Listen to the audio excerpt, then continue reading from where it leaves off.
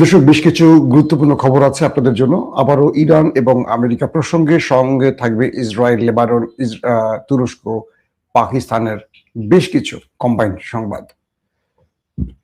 প্রথম যে গুরুত্বপূর্ণ খবর সেটি হলো, যে কোনো সময় ইরান ইসরায়েলের মধ্যে আবারও খেলা শুরু হয়ে যেতে পারে। তার প্রধান কারণ হলো, আমেরিকা যখন ইরানের সাথে যুদ্ধবিরতির মধ্যে আছে এবং আমেরিকা যখন একটা নতুন পথ খুঁজতে চায় কি করে একটা ফেস সেভিং এর মাধ্যমে, মুখ রক্ষার মাধ্যমে যুদ্ধটা শেষ করা যায়, তখন ইসরায়েল বারবারই আমেরিকাকে যুদ্ধে টেনে আনার চেষ্টা করছে। এটা আমি বলছি না, বড় বড় গণমাধ্যমগুলো দাবি করছে। ইভেন তুরস্কের প্রেসিডেন্ট রজব তাইয়্যিপ এরদোয়ান এই কথাটি বলেছেন। লেবাননের ভেতরে ওই দেশটি বারবারই আক্রমণ করছে। আজকে নতুন করে খবর হলো যে তারা নেতা কাকুর দেশ বলছে লেবানিজদের তোমরা শহর ছেড়ে চলে যাও। কি সুন্দর কথা! যাদের দেশ তাদেরকে বলছে তোমরা শহর ছেড়ে চলে যাও, আমরা আক্রমণ করবো এবং এটা আমরা দখল করব। যেমন আমরা গাজা দখল করেছি, আমরা লেবাননটাকে দখল করতে চাই। ইন্টারেস্টিং ব্যাপার যে আমরা যে শব্দটা বারবারই আপনাদেরকে বলি, গ্রেটার ইসরায়েল, গ্রেটার ইসরায়েল। তো ইন্টারেস্টিং ব্যাপারটা কি, গ্রেটার ইসরায়েলের কাজ শুরু করে দিয়েছে ইসরায়েল। তারা ফিলিস্তিন, লেবানন, জর্ডান, সৌদি আরব, এই করে ধরেন তাদের যে সিরিয়া, এই অঞ্চলগুলো নিয়ে তারা গ্রেটার ইসরায়েল তৈরি করবে। তো এখন তারা নতুন করে লেবাননে অ্যাটাক করছে। মূলত লেবানিজরা সরে গেলে সেই জায়গাটা তারা দখল করবে, কিন্তু পারছে না লেবাননের মুক্তি বাহিনীদের জন্য, মুজাহিদদের জন্য, বিপ্লবীদের জন্য। তো ইরান বলছে এই যুদ্ধবিরতি ততক্ষণ চলবে যতক্ষণ পর্যন্ত ওই দেশটি লেবাননে হামলা না করবে। আবার আমেরিকা যখন ইরানকে নতুন করে আলোচনায় বসাতে চাইছে, বিভিন্নভাবে ইরানের সাথে সমঝোতা করছে, আমেরিকাকে স্পষ্ট ইরান বলে দিয়েছে, আমরা তোমাদের সাথে যুদ্ধবিরতি বা শান্তি চুক্তিতে তখনই বসবো যখন ইসরায়েল লেবাননে হামলা বন্ধ করবে। কিন্তু লেবাননে হামলা ইসরায়েল বন্ধ করছে না। তারা এখন নতুন করে সকলকে শহর ছেড়ে চলে যেতে বলছি, বড় আক্রমণের হুমকি দিচ্ছে। কি বলেছে ইরান? ইরান তারা বলছে যে যদি নতুন করে লেবাননে আর কোনো হামলা হয়, ইরান ওই দেশটিতে অ্যাটাক শুরু করতে পারে, তারা যুদ্ধবিরতি ভুলে যাবে। কারণ ইরান আমেরিকাকে যে 10টি চুক্তি দিয়েছিল তার মধ্যে এই চুক্তিটি ছিল যে ইয়েমেন, লেবানন এবং ইরাকে হামলা করতে পারবে না কেউ, কিন্তু সেটি করছে এখন। তার মানে এইটুকু আমরা নিশ্চিন্তে বলতে পারি যে দখলদারদের সাথে আবারও ইরানের একটা বড় ফাইট হতে পারে, এই শীঘ্রই হতে পারে। আসেন 2 নম্বর খবরটি কি, পাকিস্তানের ফিল্ড মার্শাল বা পাকিস্তানের সবচেয়ে বড় পাওয়ারফুল ব্যক্তি, প্রধানমন্ত্রী বলতে পারেন, প্রেসিডেন্ট বলতে পারেন, সব বলতে পারেন, যেমন বাংলাদেশের সকল ক্ষমতার মালিক হলো কি আমাদের সালাউদ্দিন ভাই। তিনি প্রধানমন্ত্রী, তিনি বাকি সব মন্ত্রী। বাংলাদেশে এই মুহূর্তে মন্ত্রী কয়জন আমার জানা নাই, কয়জন মন্ত্রী, উপমন্ত্রী, সকল মন্ত্রিত্বের মন্ত্রীগুলোর সালাউদ্দিন ভাইয়ের হাতে। তিনি একদিকে শিক্ষামন্ত্রী, তিনি একদিকে স্বরাষ্ট্রমন্ত্রী, তিনি একদিকে পররাষ্ট্রমন্ত্রী, তিনি একদিকে প্রতিরক্ষা মন্ত্রী, তিনি একদিকে সংবিধান মন্ত্রী, সব মন্ত্রী তিনি আর কি। পার্লামেন্টে দেখবেন তিনি কথা বলেন।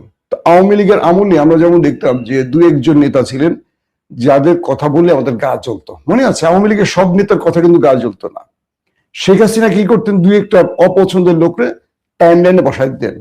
শেখ হাসিনা এই কাজটি করতেন। আমরা মনে করতাম শেখ হাসিনা মনে তারা অনেক গুরুত্ব দিচ্ছে, বিষয়টা এরকম না। শেখ হাসিনা বুঝতেন যে ওই ব্যাটা যত কথা বলবে তত পচবে। যেমন ইনু মেননের ক্ষেত্রে আমরা কি দেখলাম, মানুষ আওয়ামী লীগের চেয়ে ইনু মেননকে বেশি ঘৃণা করতো, আর ইনু মেনন মনে করতো শেখ হাসিনা তাদেরকে অনেক গুরুত্ব দিয়ে কথা বলার সুযোগ করে দিছে। তো বাংলাদেশে এই মুহূর্তে ধরেন আমরা যারা বিএনপিকে সমর্থন করতাম, অনেস্টলি বলি, আমরা কি বিএনপির পক্ষে একটা কথা বলার সুযোগ পাই না? কোনো অপশন নাই। কি বলবো বিএনপির পক্ষে? বলেন, আপনারাই বলেন। জুলাই কি কারণে জুলাই হয়েছে, এত রক্ত গেছে, আর বিএনপি কি করছে? কারণ কি আমার খুব কাছের এক বড় ভাই সায়ন্ত ভাই, ডক্টর সায়ন্ত ভাই, বিএনপির জন্য এতটা 15 বছর ফাইট করছি আমরা, অনেক জেল জরিমানা অনেক কিছু হয়েছে, কিন্তু এখন না বিএনপির জন্য কিছু বলার পাচ্ছি না। সে কিন্তু একদম কট্টর বিএনপির লোক। বিএনপির জন্য কিছু বলার পাচ্ছে না। আমাদের সেম কাহিনী, এই জন্য বাংলাদেশের ভিডিও করতেছি না, কারণ বিএনপির বিরুদ্ধে বলতে হবে, আর কি করে বলি বলেন, নিজের ভালোবাসার একটা দল বলা যায়, এই জন্য চুপচাপ আছে আর কি। যাক, সংবাদটা বিএনপির না। তো বিষয় হলো যে এই মুহূর্তে পাকিস্তানের যিনি সবচেয়ে বড় নেতা, আবার সেনাবাহিনী, আবার ফিল্ড মার্শাল, আবার সব প্রধান বিচারপতি, সবকিছু আসিম মনির, তিনি মার্কিন প্রেসিডেন্ট ডোনাল্ড ট্রাম্পের প্রেসক্রিপশন নিয়ে দৌড়ে চলে গেলেন এখন ইরানে। তিনি এখন ইরানে আছেন। কেন তিনি ইরানে গেলেন এই হঠাৎ এই টাইমের মধ্যে? বলা হচ্ছে আমেরিকা তার অন্যতম ভৃত্য চাকর আসিম মনিরকে ইরানে পাঠিয়েছে। কেন পাঠিয়েছে? তিনি আরো 2 সপ্তাহের জন্য যুদ্ধবিরতি চান। মানে প্রথম দফায় যে যুদ্ধবিরতিটি হয়েছে 2 সপ্তাহের জন্য, এটা প্রায় শেষের দিকে আসতেছে। আমেরিকা চাইছে ইরান যেন আরো 2 সপ্তাহ যুদ্ধবিরতি দেয়। বিষয়টা খেয়াল করেন তো, ডট মেলান তো একটু। প্রথম যুদ্ধবিরতি হয়েছে কার ইশারায়? আমেরিকার ইশারায়, কিন্তু ইরান করেনি। আবার ট্রাম্প আসিম মনিরকে বলছে ইরানে যাও, গিয়ে একটা যুদ্ধবিরতি আলোচনা করে আসো, বা আমার যুদ্ধবিরতি দরকার আরো 2 সপ্তাহের জন্য। তো সে গেলেন 2 সপ্তাহের যুদ্ধবিরতি ঘটাতে। আসিম মনির এখন ইরানে আছেন। পাশাপাশি আসিম মনির সৌদি আরবের কিছু প্রস্তাবনা ইরানকে দেবে, অর্থাৎ পাকিস্তানে যে 2য় দফা যুদ্ধবিরতি নিয়ে আলোচনা হবে, শান্তি চুক্তি বৈঠকগুলো হবে, আমেরিকা ইরানের সাথে আবারও বসতে চেয়েছে, যে আমরা আবারও ইরানের সাথে বসতে চাই। প্রথম দফা কি করলো তারা? ইসলামাবাদে বৈঠক করলো 21 থেকে 25 ঘন্টা। তারপর জেড ভেন্স চলে গেলেন, মার্কিন যে ভাইস প্রেসিডেন্ট জেডি ভেন্স চলে গেলেন, একটু ভাব নিলেন, আমি ইরানকে তোয়াক্কাই করলাম না। ইরান বলল যে ওকে ফাইন, তুমি চলে গেছো, যাও, সমস্যা নাই। এখন আমার আমেরিকা বলতেছে ইরান তোমার সাথে আমার আরো কথা আছে, আসো না একটু কথা বলি। ও মেরে জান, কোথায় তুমি, আসো তোমার সাথে একটু কথা বলি। বুঝছেন নি চিটাগাংয়ের মানুষজন? এখন বলতেছে যে তোমার সাথে আমার আরো অনেক কথা আছে, এই কথাগুলো আমি তোমাকে বলতে চাই, একবার তুমি ফোন ধরো, একবার তুমি আমার সামনে দাঁড়াও, আমি তোমাকে এই কথাগুলো বলবো। ইরান বলছে আমার সময় নেই, আমি তোমাকে আগের মতো আর ভালোবাসি না, তুমি কথা দিয়ে কথা রাখো না, তুমি কথার মধ্যেই আমাকে বোম মারো, তুমি আর তোমার ওই ছিচকে চোর বন্ধু না দোস্ত নেতানিয়াহুকে নিয়ে এসে তুমি আমাকে ধোলাই দাও, এটা হতে পারবে না। আমি এবার প্রতিবাদী হয়ে গেছি। তো এখন ডোনাল্ড ট্রাম্প পাঠাইছে আসিম মনিরকে, যে আসিম মনির তুমি যাও, তুমি ইরানকে রাজি করো। আমি ধারণা করছি ইরান রাজি হবে, পাকিস্তানের প্রতি সম্মান জানিয়ে ইরান রাজি হবে, আরো 2 সপ্তাহ যুদ্ধবিরতি। এবং ইরান বলছে পাকিস্তানে যে বৈঠকটি করতে চায় ট্রাম্প আমাদের সাথে, এটা তখনই সম্ভব হবে যখন ইসরায়েল লেবাননে হামলা বন্ধ করবে, কারণ এটা ইরানের দায়িত্ব হয়ে গেছে। কারণ দায়িত্ব কেন? লেবানন ইসরায়েলে যে অ্যাটাক করছে এটা তো ইরানের জন্যই করছে, তাই না? এবার যেটা হয়েছে 28 ফেব্রুয়ারির পর থেকে যে যুদ্ধটা হলো, লেবানন ইসরায়েলে কেন অ্যাটাক করেছে? ইরানের পক্ষ নিয়ে তো করেছে। তো ইরানের দায়িত্ব এখন তার ভাইকে বাঁচানো, এটা ইরান সর্বোচ্চ চেষ্টা করে যাচ্ছে। দ্বিতীয় গুরুত্বপূর্ণ খবরটি কি শোনেন। পাকিস্তানের প্রধানমন্ত্রী শাহবাজ শরীফ, পররাষ্ট্রমন্ত্রী এবং লর্ড বহর নিয়ে শেখ হাসিনার মতো পুরো টিম নিয়ে চলে গেছেন সৌদি আরবে। সৌদি আরবে কেন গেছেন? সৌদি আরবের সাথে ইরানের একটা মধ্যস্থতা করাবেন, পাশাপাশি একটা বড় কট খেয়ে গেছে পাকিস্তান। পাকিস্তান তারা কি করছে, এই যে ডোনাল্ড ট্রাম্পের যে পিচ কম্বিনেশন না বলে আমরা কি বলবো, ইসরায়েল যে গাজাতে অ্যাটাক করেছে, তারপর যে একটি পিচ কমিটি গঠন হয়েছে, সেখানে কিন্তু পাকিস্তানকে সদস্য করা হয়েছে। তো পাকিস্তান এই দেশটির পলিটিশিয়ানরা আর সেনাবাহিনীর সদস্যরা জনগণকে পায়ের নিচে রেখে রাষ্ট্রটাকে লোটে সবসময়। এই জন্য দেখবেন তারা সেনাবাহিনী আর রাজনৈতিক ব্যক্তিরা একটা কোলাবরেশন করে চলে। তো $5 বিলিয়ন আরব আমিরাত থেকে পাকিস্তান নিয়েছিল। এখন আরব আমিরাত এই টাকাটা ফেরত চেয়েছে পাকিস্তানের কাছে। পাকিস্তানের গলা শুকিয়ে গেছে। পাকিস্তান বলতেছে এই টাকা পাবো কই, আমি তো নিজেই না খেয়ে আছি। তো পাকিস্তানের প্রধানমন্ত্রী, পররাষ্ট্রমন্ত্রী আর লর্ড বহর নিয়ে দৌড়ে চলে গেলেন বিমান ভর্তি করে সৌদি আরবে। ও মিস্টার সালমান, ও মিস্টার মোহাম্মদ বিন সালমান, মেরে জান বাঁচাও, মেরে জান বাঁচাও।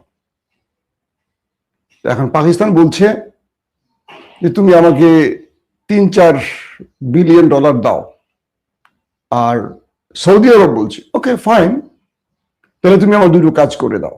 তুমি আমার হয়ে ইরানের সাথে লড়াই করবে যদি ইরান আমাকে আবার মারে, ওকে? পাকিস্তান বলছে ওকে ওকে ওকে ওকে, তুমি আরেকটা কাজ করে দাও, তুমি ইরানকে বোঝাও যে আমরা অতীতে ভুল করছি, এই ভুল আর সামনে করতে চাই না। আমরা ইরানের সাথে একটা মধ্যস্থতা করে একটা সমঝোতা করে চলতে চাই, কারণ ইরান যেভাবে ইসরায়েল আমেরিকাকে ধোলাই দিছে, এরপরে বুঝছি যে ওদের শক্তিমত্তার জায়গাটা, ওদের সাহসের জায়গাটা বুঝছি।